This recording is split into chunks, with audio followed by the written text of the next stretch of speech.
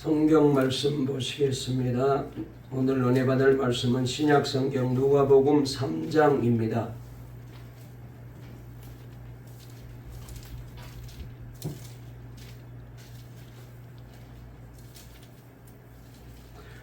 누가복음 3장 1절 말씀부터 6절까지입니다. 신약 성경 91페이지에 있는 말씀입니다.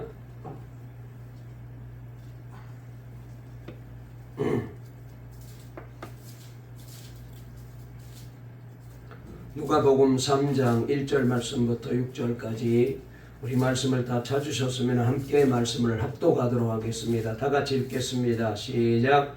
디베레오 황제가 통치한 지 15해 곧 본디오 빌라도가 유다의 총독으로 헤롯이 갈릴리의 분봉왕으로 그 동생 빌립이 이두레와 드라고니 지방의 분봉왕으로 루사니아가 아빌레네의 분봉왕으로 안나스와 가야바가 대제사장으로 있을 때에 하나님의 말씀이 빈들에서 사가랴 아들 요한에게 임한지라. 요한이 요단강 부근 각처에 와서 죄사함을 받게 하는 회개의 세례를 전파하니 선지자 이사야의 책에 쓴 바 광야에서 외치는 자의 소리가 있어 이르되 너희는 주의 길을 준비하라. 그의 오실 길을 곧게 하라. 모든 골짜기가 메워지고 모든 산과 작은 산이 낮아지고 굽은 것이 곧아지고 험한 길이 평탄하여질 것이요 모든 육체가 하나님의 구원하심을 보리라 함과 같으니라. 아멘. 오늘 이 시간 예배 오신 여러분들에게 놀라운 하나님의 은혜가 임할 줄로 믿습니다. 우리 앞뒤 좌우에 있는 분과 다시 한번 인사하실까요? 오늘도 우리 주님을 만나는 예배가 되세요. 말씀으로 은혜 받고 힘을 얻으세요. 다시 하면요, 우리 주님이 우리를 축복하십니다. 은혜 받고 주님 앞에 쓰임 받읍시다. 오늘 설교 제목 한번 따라해 보실까요? 하나님은 준비된 사람을 쓰십니다.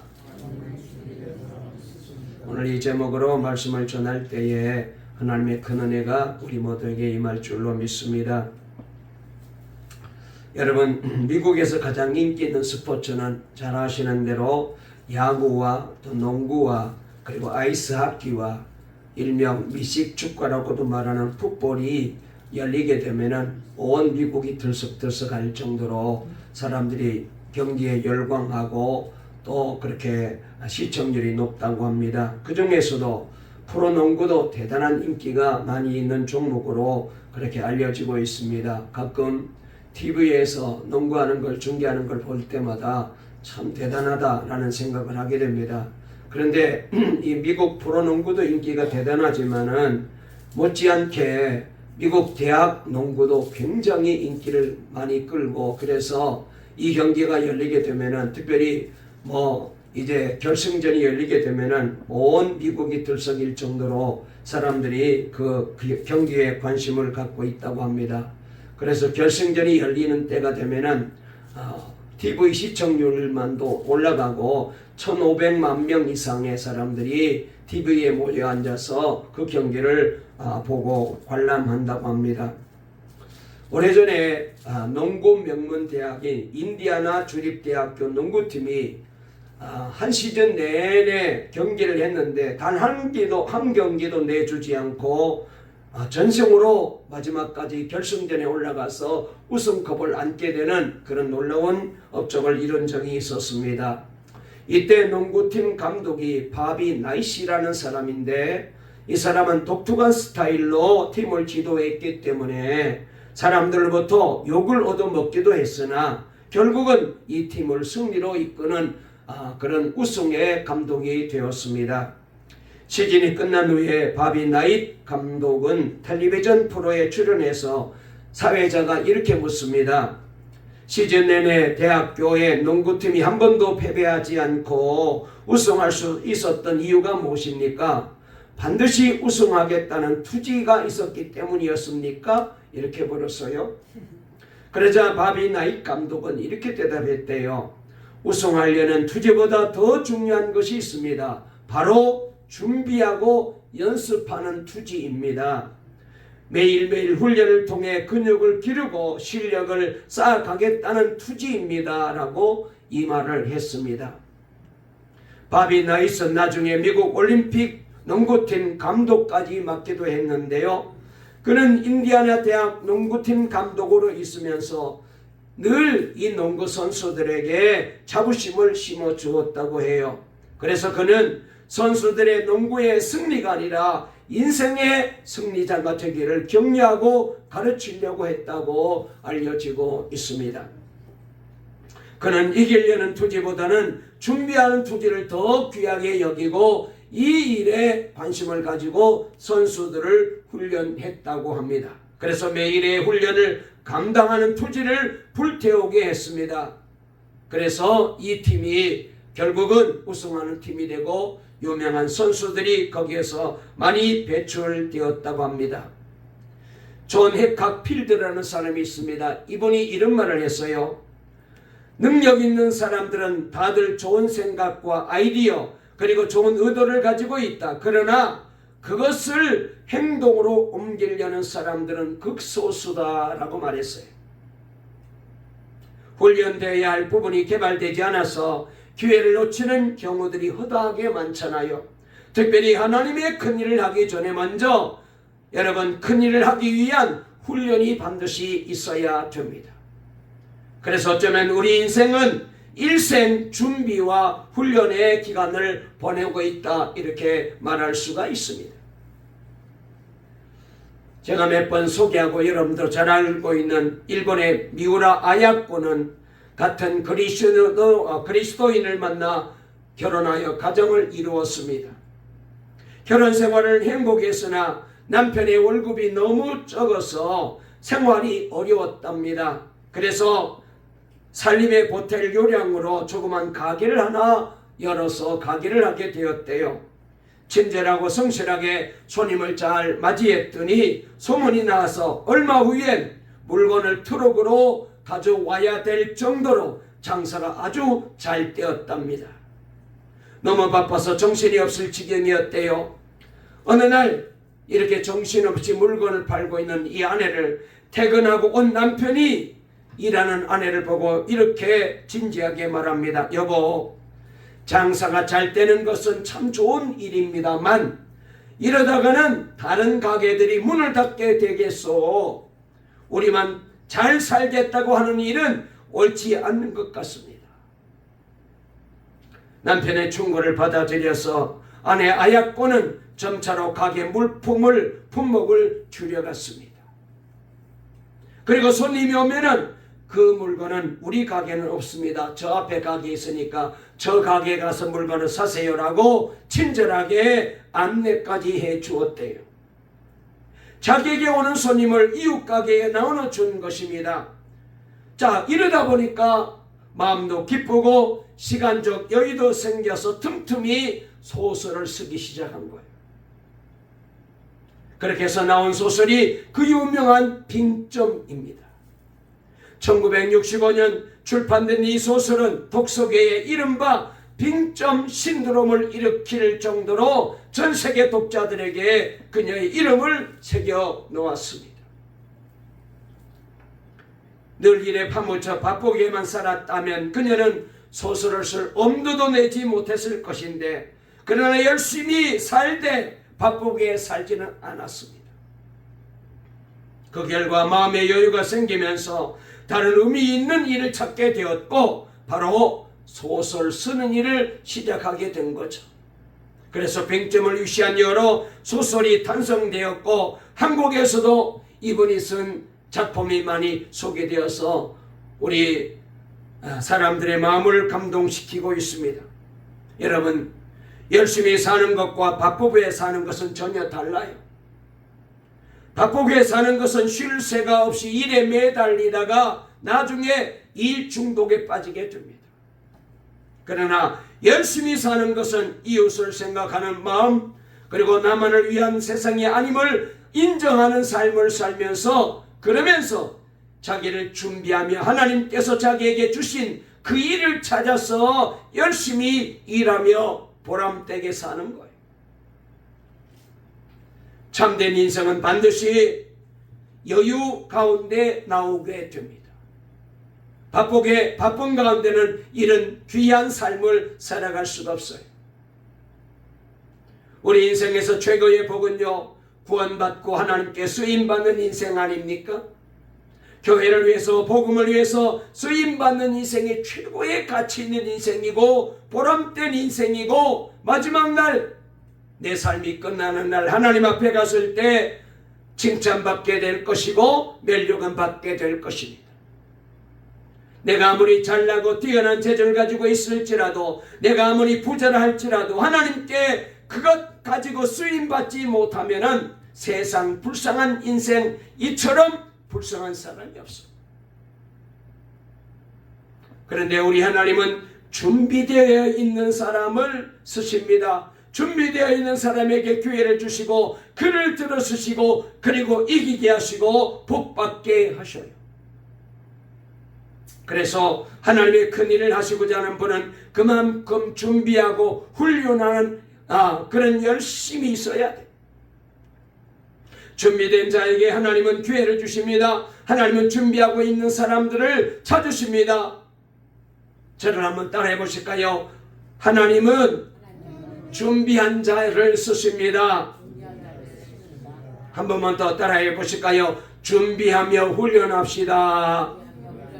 할렐루야. 그래서 우리 동강의 모든 성도님들, 그리고 저와 여러분들, 우리 교회가, 여러분의 가정이, 여러분의 자녀들이, 여러분이 가지고 있는 재능이, 여러분이 가지고 있는 건강이, 여러분이 가지고 있는 물질이 하나님 영광 위에 멋지게 쓰임받게 되시기를 주의 이름으로 축원합니다. 준비한 사람을 쓰셔요.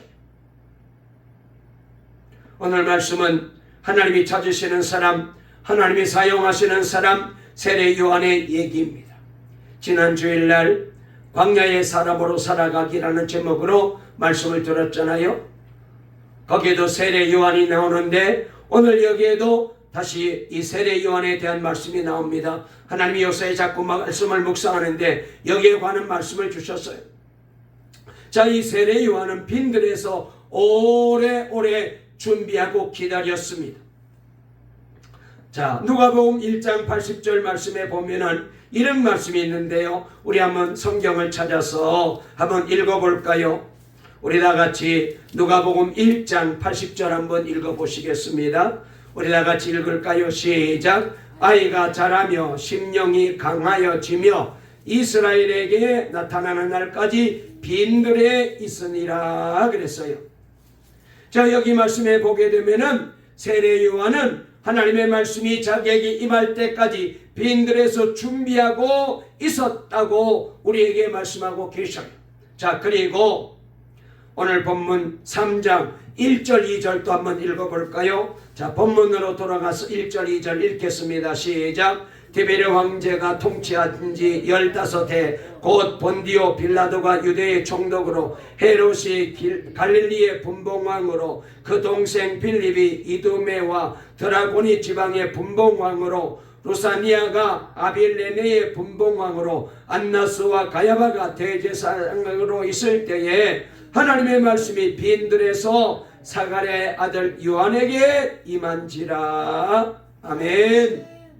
자, 오늘 여기 말씀을 보게 되면은 두 종류의 사람들이 등장하고 있는 것을 보게 됩니다. 먼저 한 부류의 사람들은 1절에 잘 나와 있는 대로 그 당시 세계에서 가장 뛰어난 힘과 권력을 가지고 있는 통치자들의 이름이 쭉 소개되고 있습니다.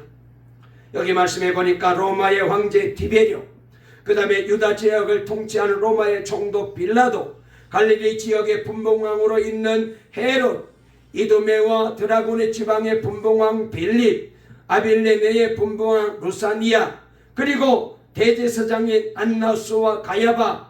여러분, 이 사람들은 그 당시 이스라엘 지역과 로마 지역 전체에서 종교와 풍속을 장악하는 그런 지도자들이었습니다. 이들은 그 당시 정치 권력을 대변하는 사람들이었죠. 사람들은 저들을 보면서 저 사람들에 의하여 세상이 움직이는구나, 저 사람들에 의하여 세상이 돌아가는구나, 그렇게 생각했을 거예요. 사람들은 그들의 움직임에 관심을 집중했을 것이고 앉으면 그들의 이야기로 늘 열을 올렸을 것입니다. 그렇잖아요. 우리도 지금 우리나라 정치 지도자들 몇 사람을 늘 만나면 얘기하잖아요. 대통령을 얘기하고 야당 지도자들, 여당 지도자들, 국회의원, 장관들 얘기하잖아요. 그들 때문에 이 나라가 움직여지고 있다라고 우리가 생각하기 때문이죠. 그리고 또 한 종류의 사람이 나오는데 바로 그 사람은 빈들에서 훈련받고 있는 세례 요한입니다. 그는 누구에게도 알려지지 않는 무명인이었습니다. 그는 사람들의 관심을 끌지 못해서요. 그는 사람들에게 아무것도 아닌 존재였던 사람입니다. 권력도 없었습니다. 재산도 없었습니다. 가문도 특별하지 않았습니다. 인기도 없었습니다. 어떤 것도 없는 말 그대로 무명의 사람, 평범한 가난한 사람, 광야에 들 사람이었어요. 사람들은 저 궁궐에서 아름답고 호화로운 곳에서 권세를 누리는 사람들을 주목합니다. 그러나 하나님이 보는 눈은 달랐어요.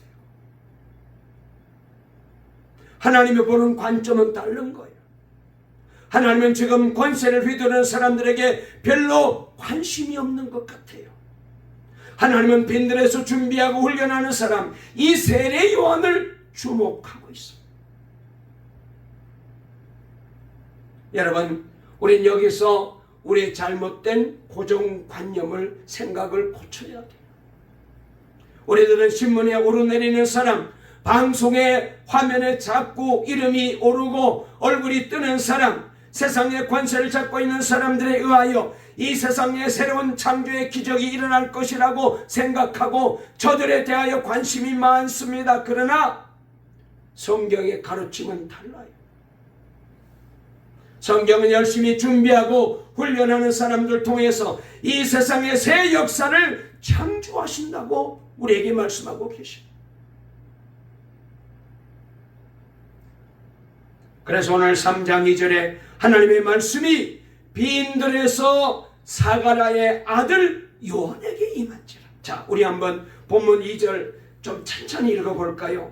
정말로 놀라운 말씀입니다. 자, 앞에 1절에 나오는 대단한 위대한 사람, 기라성 같은 사람들이 많이 있었는데 하나님은 다 적혀놓고 2절, 자, 우리 2절 읽어볼까요? 시작. 안나스와 가야바가 대제사장으로 있을 때에 하나님의 말씀이 빈들에서 사가랴의 아들 요한에게 임한지라.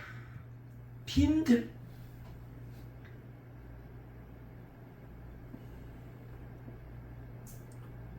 세례 요한은 여러분 사두개인도 아니고 바리새인도 아닌 광야의 출신입니다. 이 광야에서 주로 살았던 사람들을 유대 종파 가운데 에세네파라고 그렇게 불러요. 그래서 저들은 이 에세네파 사람들은 주로 광야에다가 아주 높은 이제 고지 같은 데다가 깎아가지고 거기다가 수도원을 만들고 거기서 저들은 늘 기도하고 묵상하며 그렇게 훈련하는 사람들입니다. 그래서 우리가 가끔 이렇게 이제 관광지를 가보게 되면은 이스라엘 성지 가운데 또 그 다음에 유럽 성지 가운데 가면은 아주 높은 곳에다가 수도 지어놓고 훈련했던 흔적이 있잖아요. 에세네파 사람들이 바로 그런 사람들이었어요. 아이가 자라며 심령이 강하여지며 이스라엘에게 나타나는 날까지 빈들에 있으니라 그랬습니다. 하나님께서는 하나님의 말씀은 빈들에서 사가랴 아들 요한에게 임했다는 거예요. 여기 빈들은 에세네파 사람들이 있는 수도원이 있는 광야를 가리켜요. 성경에 보면은 당시 유대 종파가 세 종파가 있었어요. 하나는 우리가 잘 아는 대로 사두개파입니다. 이 파에 속한 사람들이 대부분 누구였느냐? 대제사장, 그 다음에 제사장 등을 맡고 있으며 성전과 성전 예배를 관리하는 그룹으로서 종교적 권세를 누리고 있는, 말하자면 종교 지도자들이 대부분 다 이 사두개파 사람들이었어요. 그 다음에 바리새파 사람들이 있습니다. 예수님이 아주 책망하셨던 사람들인데, 이 사람들은 하나님께 헌신하며 율법을 연구하고 성경을 연구하여 그래서 성경과 율법을 백성들에게 가르치는 교사 혹은 서기관들, 이런 직을 맡고 있으며 백성들에게 그래도 이 사람들은 말씀대로 살려고 하기 때문에 백성들의 존경을 받는 그런 그룹의 사람들입니다. 그리고 마지막 에세네파입니다. 에세네파는 광야에서 말씀을 연구하며 기도하고 금식하며 하나님을 기다리는 수도사들입니다. 세례요한은 어려서부터 에세네파에 들어가서 거기에서 말씀을 연구하며 기도와 금식에 힘을 쓰고 있었습니다. 그는 광야에서 훈련하며 하나님을 기다리고 있었어요. 그런데 하나님은 광야에서 오직 하나님만 바라며 하나님의 말씀과 기도와 금식으로 준비하는 이 요한에게 하나님의 말씀이 임하게 된 것입니다. 여러분, 사실 이제 우리가 잘 아는 대로 구약 성경 마지막이 말라기서잖아요. 이 말라기 선지자가 활동하고 난 뒤부터 400년 동안 선지자가 없었어요. 다시 말해서 이 말은 하나님의 말씀이 이스라엘 백성들에게 임하지 않은 거예요. 그래서 이 때를 가리켜서 영적인 암흑기다 이렇게 말해요. 자, 이스라엘 백성들이 얼마나 답답했겠습니까? 하나님의 말씀이 들려오지 않으니까 저들이 살아갈 수 없는 거잖아요. 근데 하나님이 저들에게 말씀해 주지 아니하였습니다. 그러다가 400년이 지나고 난 다음에 암흑의 시대를 깨고 하나님의 말씀을 선포한 선지자가 바로 누구냐? 이 세례요한이에요. 하나님은 그에게 말씀을 주시고 그를 만나주시고 그를 통하여 놀라운 일을 하나님이 하고 계십니다. 디모데전서 4장 7절 8절에 이런 말씀이 있어요. 망령되고 허탄한 신화를 버리고 오직 경건에 이르기를 연습하라. 육체의 연습은 약간의 유익이 있으나 경건은 범사에 유익하니 금생과 내생에 약속이 있느니라 그랬어요. 여러분, 육체의 연습이란 지금 파리 올림픽이 다음 주에 열리게 되잖아요. 그래서 우리 선수들이 지금 올림픽이 열리는 파리로 출발해서 거기서 마지막 훈련을 하고 있습니다. 정말로 우리 선수들이 그동안 4년인 혹은 6년, 어떤 선수들은 10년 가까이 이 올림픽에 나가서 좋은 결과를 기대하며 땀을 흘리고 훈련했을 것입니다. 그러므로 저들의 그 훈련이 헛되지 않고 이번에 우리 선수들이 좋은 결과를 꼭 이루었으면 좋겠습니다. 잘 아시는 대로 양궁에서도 금메달을 기대하고 또 수영에서도 금메달을 기대하고 다른 종목에서도 메달을 기대하는 종목이 많습니다. 그래서 이번에 우리나라가 금 한 5개 내지 6개 종합 전적 15위 정도 예상을 하고 지금 출전하고 있는데 꼭 그렇게 됐으면 좋겠습니다. 여러분, 이렇게 올림픽에 나가서 메달을 따기 위해서 우리 선수들이 훈련하는 모습을 보게 되면은 여러분, 우리가 훈련하면은 단순하게 운동하는 것만 훈련이라고 생각하는데 전혀 아닙니다. 잘 아시는 대로 잠을 자는 것도 훈련입니다. 왜냐하면 잠을 자고 싶다고 해서 아무 시간 안에 잠을 자는 게 아닙니다. 취침 시간을 정해놓고 그 시간에 잠을 자야 됩니다. 특별히 또 파리는 여러분, 유럽은 우리랑 시차 차이가 많기 때문에 거기에 잘 맞춰서 좋은 결과를 내기 위해서 이 잠 훈련 스케줄도 많이 해요. 아침에 일어나는 것도 훈련입니다. 먹는 것도 훈련입니다. 먹고 싶다가 아무 것이나 마음껏 먹을 수가 없어요. 몸을 만드는데 유익한 것만 먹어야 돼요. 쉬는 것도 훈련입니다. 운동하는 것도 훈련입니다. 여러분, 그래서 이 메달을 따기 위해서 얼마나 자기의 몸을 조절하고 그렇게 연습했고 훈련했는지 우리는 잘 알고 있습니다. 이게 바로 육체 연습이에요. 그런데 바울은 이렇게 말합니다. 육체의 연습은 약간의 유익이 있다 그랬어요. 그러나 경건은 범사에 유익하다고 말했습니다. 경건의 훈련은 금생과 내생에 약속이 있다는 것입니다. 여러분, 그러면 경건 훈련이 뭘까요? 그것은 바로 하나님 앞에 서서 사는 훈련, 하나님의 백성으로 하나님 뜻대로 하나님이 기뻐하는 삶을 사는 훈련입니다. 하나님께 영광 돌리는 훈련입니다. 그리고 더 나아가서 내가 하나님 앞에 무릎을 꿇고 그리고 하나님의 말씀을 기다리고 그 하나님의 말씀이 내게 임할 때에 그 말씀대로 순종하며 사는 훈련이에요. 예수님의 마음을 품고 예수님의 생각을 가지고 예수님의 말씀을 따라 예수님의 형상을 닮아가는 삶을, 이건 바로 경건의 훈련이라고 해요. 세례요한은 매일같이 이렇게 경건의 훈련으로 기도하며 말씀으로 훈련하며 금식하며 하나님을 기다리고 있었어요. 그는 하나님의 뜻을 구하고 하나님의 뜻이면 살기도 하고 죽기도 하겠다고 훈련하고 있었습니다. 바로 이런 세례요한에게 하나님께서 말씀으로 임하시게 된 거예요. 여러분, 언제나 훈련하고 준비하는 삶을 살아가면서 하나님의 복된 일에 참여할 수 있기를 우리 모두도 그렇게 살아야 되겠습니다. 그래서 하나님이 쓰시는 사람들은 하나님이 준비시켜. 이걸 가르쳐서 우리는 여호와 이레 이렇게 말해요. 여러분, 우리 인생에 있어서요 가장 무서운 적은 과거에 집착하는 거예요. 그리고 이만하면 됐다, 여기에서 문제가 생겨요. 바울 사도는 우리가 하나님과 함께하는 자로서 너희를 권하노니 하나님의 은혜를 헛되이 받지 말아라. 이르시되 내가 은혜 베풀 때에 너희가 듣고 구원의 날에 너를 도왔나니 보라 지금은 은혜 받을 만한 때요 보라 지금은 구원의 날이로다 라고 말씀하셨습니다. 여기 말씀을 통하여 우리에게 주시는 말씀이 뭐냐 하면은 지금이 중요하다는 거예요. 지금이 중요하다. 깨달을 때가 가장 빠른 때입니다. 예수 믿는 것도 마찬가지예요. 지금이 중요해요. 지금 오라는 거예요. 지금 기도해라. 지금 예배 드려라. 지금 말씀을 들어라. 과거가 그리 화려하고 우리도 여러분 이제 저랑 40년 가까이 목회하면서 함께 신앙생활을 우리 성도님들 우리 얼마나 동강교회 그때 대단했더랬습니까? 과거 아무 의미 없어요. 지금이 중요한 거. 지금. 우리는 예수 안에서 새 사람이 되었습니다. 그러므로 이제부터 우리는 새로운 삶을 출발해야 돼.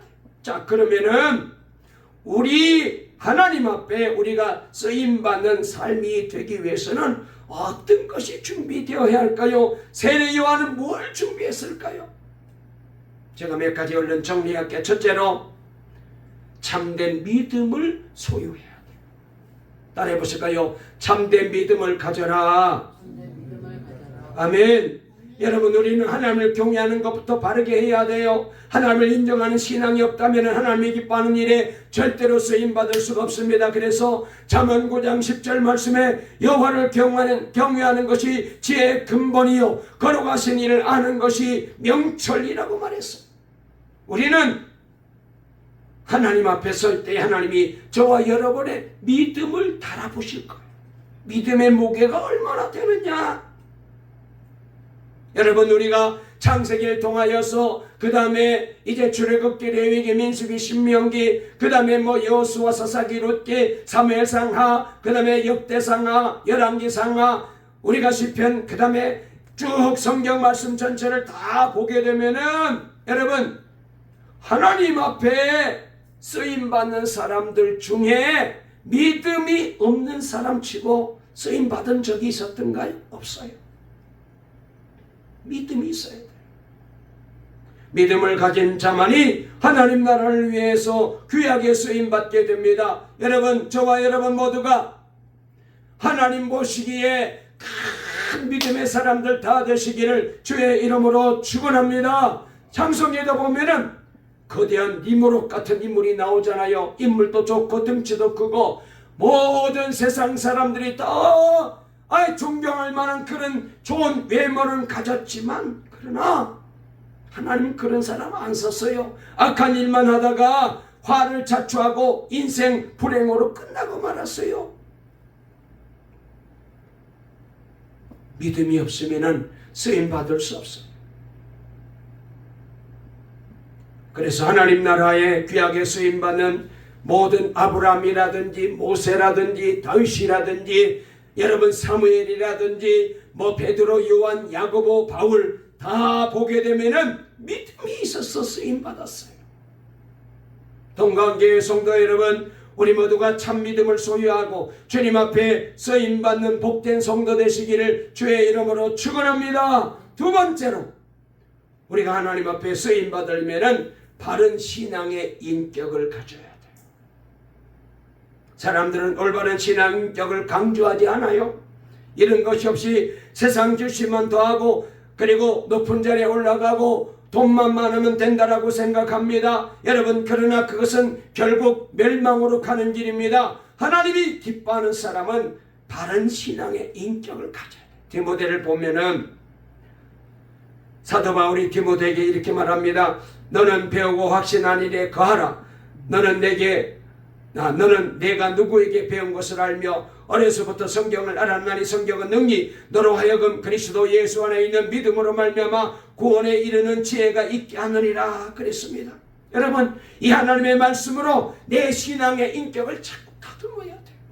그래서 말씀을 가까이 해야 돼요. 말씀을 늘 읽어야 돼요. 이 말씀을 묵상해야 돼요. 하나님께서 이 말씀을 통하여 오늘 내게 뭐라고 말씀하시는지 늘 봐야 돼요.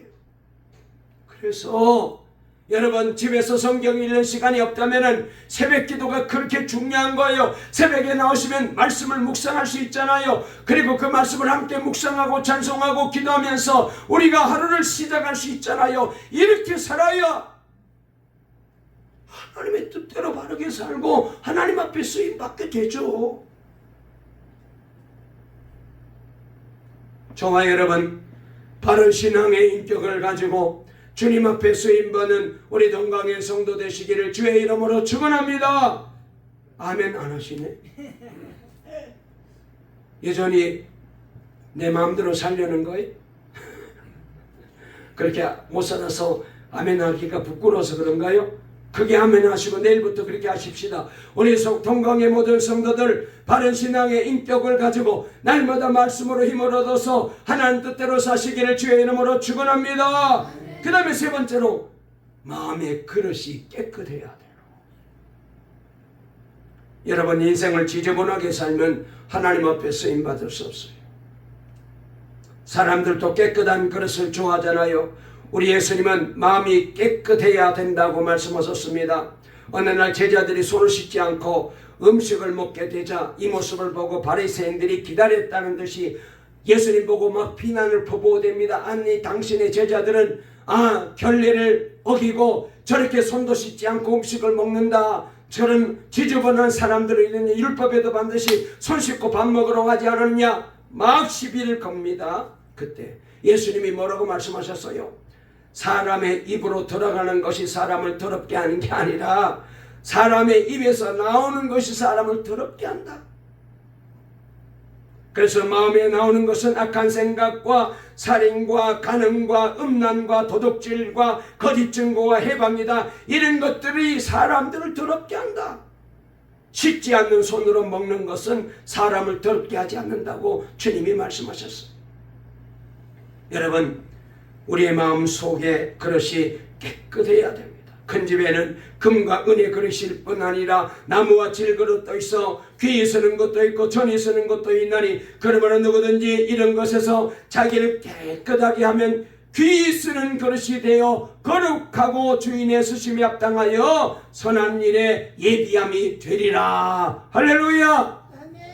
우리 성도님들은 마음의 그릇이 깨끗하셔서 주님 쓰시기에 합당한 복된 성도 되시기를 주의 이름으로 축원합니다. 네 번째로 하나님의 말씀에, 하나님의 권위에, 그리고 주의 뜻에 순종할 줄 알아야 돼요.